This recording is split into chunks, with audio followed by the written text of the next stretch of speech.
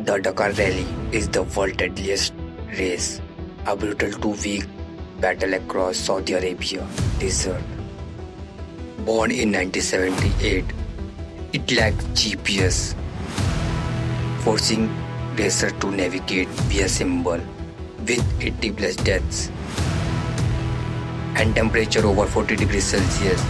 Legend like CS Santos prove India growing grit in this survival test.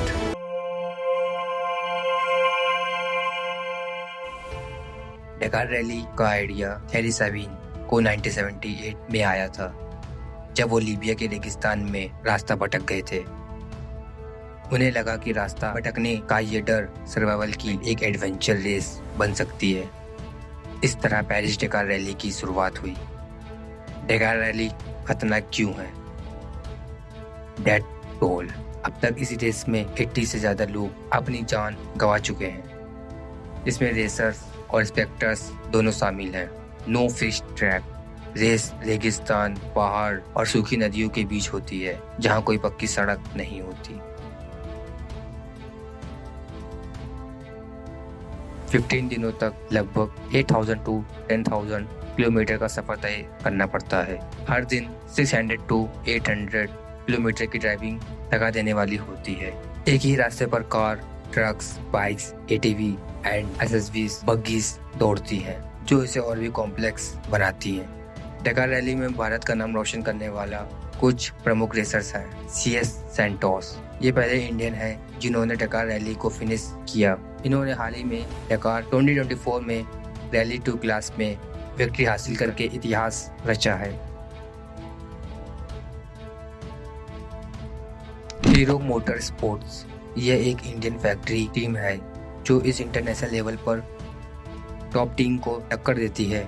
Rules और navigation. Racers को कोई digital Google map नहीं मिलता। उन्हें एक रोड बुक दी जाती है जिसमें सिंबल्स और कोड्स होते हैं। अगर आपने कोई GPS वे पॉइंट मिस किया तो भारी पेनल्टी लगती है, जो आपकी रैंकिंग को नीचे गिरा सकती है। दिन के अंत में बड़ी रिपेयर्स अलाउ होती है। बीच रास्ते में अगर गाड़ी खराब हुई तो रेसर्स को खुद ही ठीक करनी पड़ती है। बाइक्स, सबसे मुश्किल कैटेगरी। राइडर्स को खुद ही नेविगेट करना पड़ता है और खुद ही बाइक संभालनी पड़ती है। एक छोटी सी चूक और हड्डी टूटना तय है। ट्रक्स, ये मॉन्स्टर ऑफ द डिजर्ट कहे जाते हैं। इनका काम सिर्फ रेस जीतना नहीं, बल्कि कभी कभी अपने टीम की कार्स को रेस्क्यू करना भी पड़ता है। डकार रैली में एंट्री लेना का प्रोसेस काफी लंबा और महंगा है। इसमें पार्टिसिपेट करने के लिए आपको फिजिकल फिटनेस के साथ साथ एक बड़ा बैंक बैलेंस भी चाहिए। आपके पास international FIA, FIM cross country rally licence होना चाहिए। डकार ऑर्गेनाइजर्स ASO हर किसी को एंट्री नहीं देते। आपको पिछले 2 इयर्स को कम से कम एक FIA या FIM world championship event complete करना होता है, ताकि आप अपनी काबिलियत साबित कर सके। आपको एक डिटेल्ड एप्लीकेशन देनी होती है। इसमें आपका रेसिंग ट्रैक रिकॉर्ड, फिटनेस और व्हीकल डिटेल्स होनी चाहिए। Registration entry fees approx. Bikes लगभग 16 to 18 lakh approx. Car and buggies लगभग 23 to 27 लाख अप्रॉक्स। ट्रक्स लगभग 36 लाख अप्रॉक्स। इस फीस में सिर्फ एंट्री और basic logistic, fuel, food, medical शामिल है। लेकिन बाइक पर की कॉस्ट, स्पेयर पार्ट्स, मैकेनिक्स की सैलरी और सऊदी अरेबिया तक व्हीकल्स पहुंचाने तक टोटल खर्चा 50 लाख to 2 करोड़ तक जा सकता है कैटेगरीज के हिसाब से।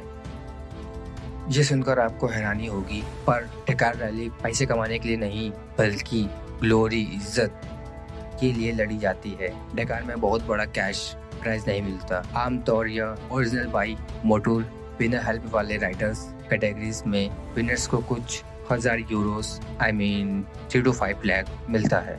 नासिर एल एतियर, ये कार्लोस साइंस जैसे बड़े ड्राइवर्स को कोई प्राइज मनी नहीं मिलती।